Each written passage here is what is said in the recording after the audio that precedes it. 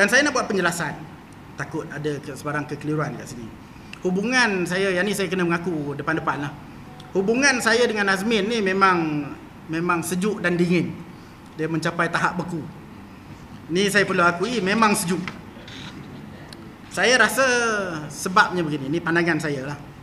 Ceritanya sebelum Konvensyen Bersatu pada Julai 2024, saya sebenarnya meletakkan diri saya dalam kumpulan yang menyokong Azmin. Sorry lah, saya minta maaf lah.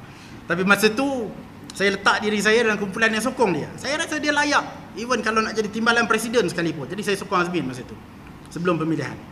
Dalam konvensyen, Tan Sri umumkan Azmin sebagai Setiausaha Agung. Tak apalah, kita terima. Itu kebijaksanaan Tan Sri Presiden.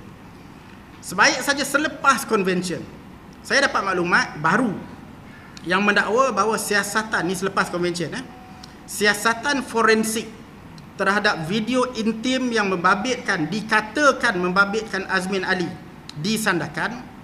Katanya siasatan forensik mendapati bahawa video itu adalah sahih. Ini menyebabkan saya berubah fikiran mengenai Azmin Ali. Dan saya menyuarakan pandangan saya kepada beberapa orang bahawa selagi mana isu video songsang ini tak selesai, Azmin tak sesuai jadi pemimpin Bersatu. Macam mana kita nak letak muka kita?